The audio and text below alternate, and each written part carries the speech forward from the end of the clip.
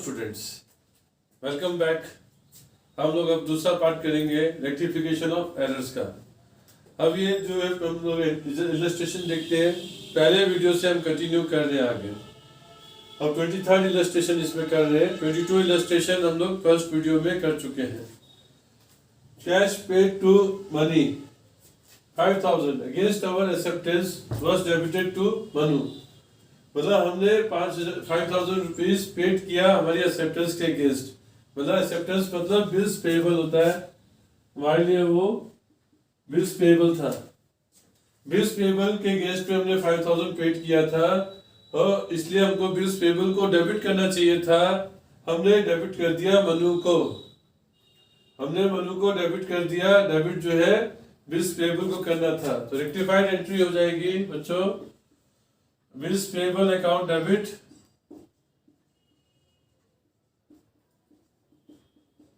To Manu 5000। फिर से समझ लीजिए, तो कैश पेड किया मनी को तो हमने कैश पेड किया हमारे एक्सेप्टेंस के अगेंस्ट। तो सर एक्सेप्टेंस के अगेंस्ट हम पे करते हैं तो बिल्स पेएबल अकाउंट डेबिट होता है, कैश अकाउंट क्रेडिट होता है। मतलब मनी का अकाउंट तो कहीं आना ही नहीं था, गलती से मनु के अकाउंट में डाल दिया। मनु को डेबिट कर दिया था गलती से, मनु को क्रेडिट कर देंगे। बिल्स पेएबल जो है डेबिट करना चाहिए था, बिल्स पेएबल डेबिट कर देंगे। तो क्रेडिट परचेज किया एसएन कंपनी से, तो पहले इसकी हम करेक्ट एंट्री कर लेते हैं। करेक्ट एंट्री होनी चाहिए थी purchase account debit, purchase account debit to SN company 6000 से। और जब हमने गलत एंट्री करी, रॉन्ग एंट्री जो हमने करी, हमने उसको सेल्स बुक में रिकॉर्ड कर दिया। मतलब SN company account debit to sales account, sales account में कर दिया 2000 रुपया। लेकिन यहाँ बता रहे हैं कि वहां से सेल्स बुक में करने के बाद भी हमने जो है एसएन कंपनी के क्रेडिट साइड पे 1000 रुपया लिख दिया है। मतलब एसएन कंपनी के क्रेडिट साइड पे हमने 1000 रुपया लिख दिया है और डेबिट में नहीं लिखा, डेबिट में नहीं लिखा है। अब हम रेक्टिफाइड करेंगे। रेक्टिफाइड में जो करेक्ट होना चाहिए वो तो आना ही चाहिए। परचेज डेबिट होगा तो परचेज को डेबिट करेंगे, और गलती से हमने सेल्स को क्रेडिट किया हुआ है तो सेल्स को हम डेबिट कर देंगे। सेल्स अकाउंट डेबिट 2000 रुपया। अब यहाँ पे देखिए एसएन कंपनी को क्रेडिट होना था 6000 से, जबकि हमने एसएन कंपनी को क्रेडिट कर रखा है 1000 रुपीज से। तो 5000 से कम क्रेडिट है तो एसएन कंपनी आ जाएगा 5000 रुपीज से, और जो डिफरेंस है वो सस्पेंस में चला जाएगा।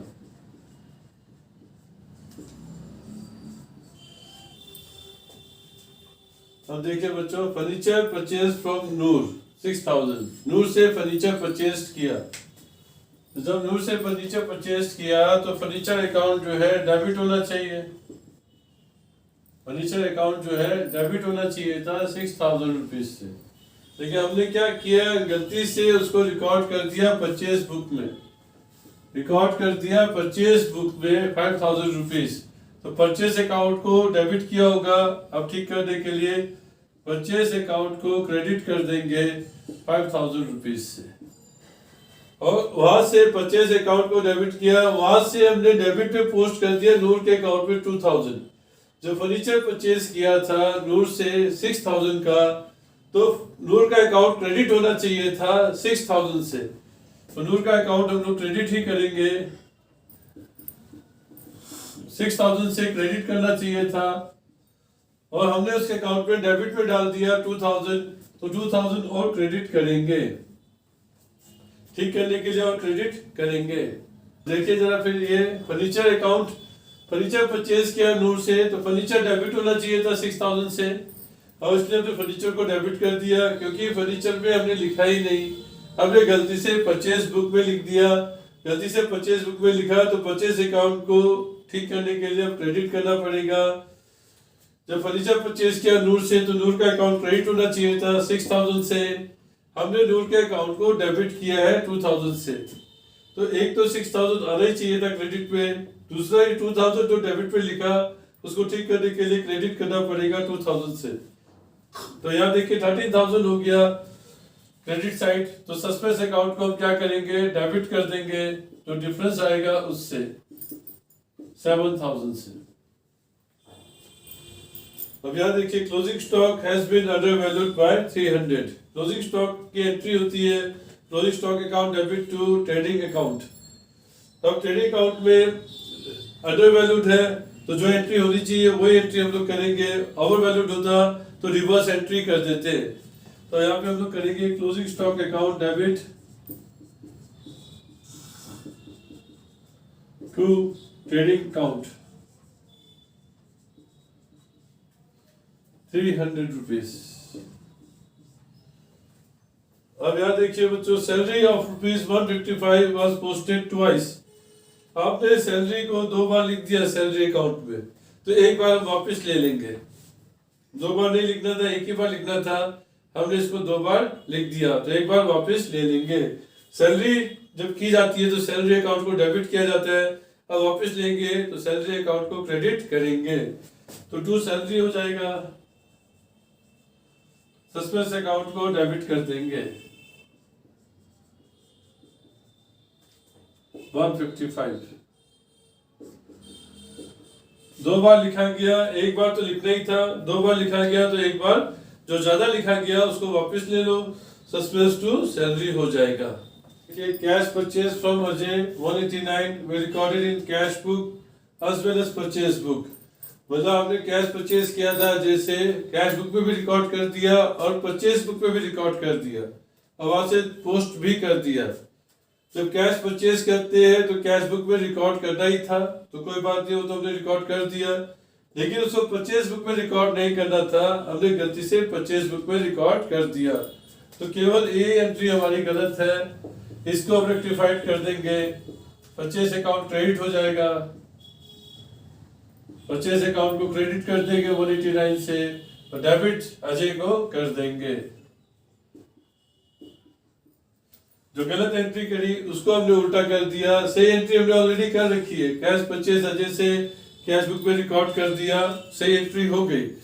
अब जो गलत किया उसको ठीक करना है, तो गलत हमने परचेज बुक में डेबिट कर रखा है परचेज को, तो ठीक कर देंगे क्रेडिट करके, उल्टी एंट्री कर देंगे, रिवर्स एंट्री, तो अजय डेबिट टू परचेज हो जाएगा। अब ये देखिए, cash paid to Gopal furniture store for purchase of furniture debited to furniture account.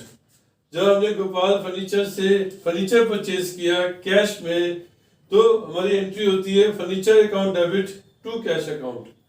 तो फर्नीचर ऑलरेडी डेबिट होना चाहिए था, हमने भी डेबिट कर दिया, तो कोई गलती करी ही नहीं, तो इसमें नो रेक्टिफिकेशन एंट्री। जब गलती ही नहीं है तो कुछ भी ठीक करने की जरूरत भी नहीं है। इस सम ऑफ 375 और बाय रवि। रवि वो करता है हमको 375 रुपीज, मतलब रवि ने हमको देने हैं 375 रुपीज। रवि हमारा डेप्टर है और हमने इसको क्रेडिटर्स की लिस्ट में लिख दिया, इसको हमने क्रेडिटर की लिस्ट में लिख दिया, मतलब ये क्रेडिटर नहीं था, ये डेप्टर था हमारा, तो डेप्टर्स का अकाउंट डेबिट हो जाएगा, डेप्टर्स अकाउंट डेबिट हो जाएगा। और क्रेडिटर्स में लिख दिया गलती से, क्रेडिटर्स को गलती से क्रेडिट किया है, तो क्रेडिटर्स को डेबिट करेंगे, टू सस्पेंस हो जाएगा।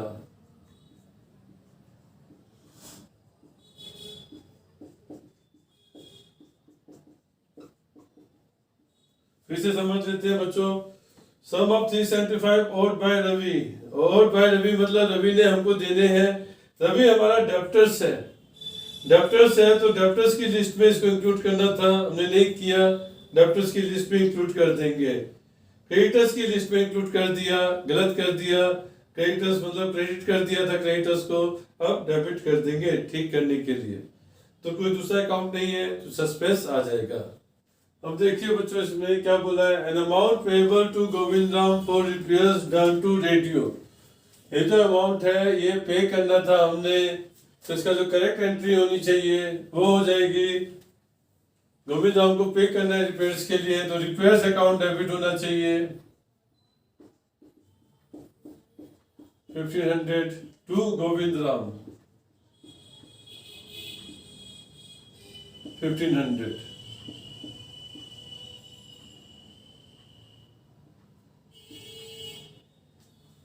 एक और देखिए, एंड रेडियो सप्लाइड फॉर 9500। ये रेडियो सप्लाई किया था, इसकी एक और करेक्ट एंट्री हो जाएगी, रेडियो टू गोविंद राम 9500। ये तो होना चाहिए करेक्ट एंट्री दोनों, और साथ में हमने परचेज बुक में डाल दिया। ये जो एंट्री किया ये गलत एंट्री कर दी हमने, जो परचेज बुक में डाला 10,000 रुपया, तो जो रॉन्ग एंट्री थी वो हो गई purchase account debit 10,000 to Govind Ram. ये तो रॉन्ग एंट्री हो गई। अब हमको रेक्टिफाइड एंट्री करनी है, तो रेक्टिफाइड एंट्री जो करेक्ट होता है वो तो आना ही चाहिए, जो रॉन्ग होता है उसको हम रिवर्स कर देते हैं। तो रिपेयर्स तो डेबिट होना ही चाहिए था, रिपेयर्स को डेबिट करेंगे 1500 से। रेडियो को भी डेबिट होना था, रेडियो को भी डेबिट कर देंगे 9500 से। और गोविंद राम का जो अकाउंट है देखिए 1500 से क्रेडिट होना था, 9500 से क्रेडिट होना था, मतलब 11,000 से क्रेडिट होना था। हमने गोविंद राम को 10,000 से क्रेडिट किया, 11,000 से क्रेडिट होना था, 10,000 से क्रेडिट किया, तो 1,000 जो है और डाल देंगे क्रेडिट में, गोविंद राम 1,000। यहाँ से ध्यान से देखिए, ये 11,000 डेबिट में आ रहे हैं, क्रेडिट में 1,000 आ रहे हैं, तो बाकी जो अमाउंट बचेगा वो सस्पेंस में चला जाएगा, बाकी जो अमाउंट बचेगा वो सस्पेंस में चला जाएगा। देखिए यहाँ पे discount allowed to customer 500 has been credited to him as 50। Discount allowed किया था कस्टमर को, कस्टमर का अकाउंट क्रेडिट होना चाहिए था 500 रुपीज से, हमने क्रेडिट कर दिया 50 से। जब डिस्काउंट अलाउड करते हैं, डिस्काउंट अलाउड डेबिट होता है, कस्टमर का अकाउंट क्रेडिट होता है, तो क्रेडिट तो हो रहा है यहाँ पे, लेकिन 50 से क्रेडिट हो रहा है, कम से क्रेडिट हो रहा है, तो कस्टमर का अकाउंट उतने से ही फिर से क्रेडिट करना पड़ेगा। जितना डिफरेंस है, जितना कम क्रेडिट हो रहा है उतने से हमने क्रेडिट कर दिया, कोई दूसरा अकाउंट नहीं है, तो सस्पेंस अकाउंट डेबिट हो जाएगा। ये आपकी रेक्टिफाइंग एंट्री है। अगर क्रेडिट पे कम लिखा है तो क्रेडिट कर देते हैं, तो यहाँ 450 कम था इसलिए कस्टमर के अकाउंट को क्रेडिट कर दिया 450 से, और कोई दूसरा अकाउंट नहीं था, सस्पेंस अकाउंट डेबिट कर देंगे। Thank you students. लेकिन एक चीज और ध्यान रखिएगा, जो भी एरर्स होते हैं वो आपकी सेंटेंस को ध्यान से पढ़ना है। जो सेंटेंस दिया है, जो क्वेश्चन दिया है, उसकी लैंग्वेज को ध्यान से पढ़ना है, उसमें यह पता करना है कि सही क्या था और हमने क्या गलती कर दी। जब तक आप ये नहीं मालूम होगा कि सही क्या था, तो आप गलती पता नहीं कर पाएंगे। सही क्या था पहले वो मालूम होना चाहिए, तो उसके लिए आप जनरल एंट्रीज की प्रैक्टिस कीजिए अच्छे से। जनरल एंट्रीज आपको आ जाती है अच्छे से, तो आप मालूम कर पाएंगे कि सही क्या था, और जब पता चल गया सही क्या था, तो आप पता कर सकते हैं कि आपने गलती क्या करी, और उसके बाद जो है गलती को रेक्टिफाई कर दीजिए। तो ये बहुत इंपॉर्टेंट है कि आप लैंग्वेज पे स्ट्रेस दें, क्वेश्चन की लैंग्वेज क्या है, क्वेश्चन में क्या बोल रहा है, उसके हिसाब से आप गलती को फाइंड आउट करेंगे, फिर उसको रेक्टिफाई करेंगे। थैंक यू स्टूडेंट्स, होप करता हूँ कि आपको ये समझ में आया होगा। Thank you.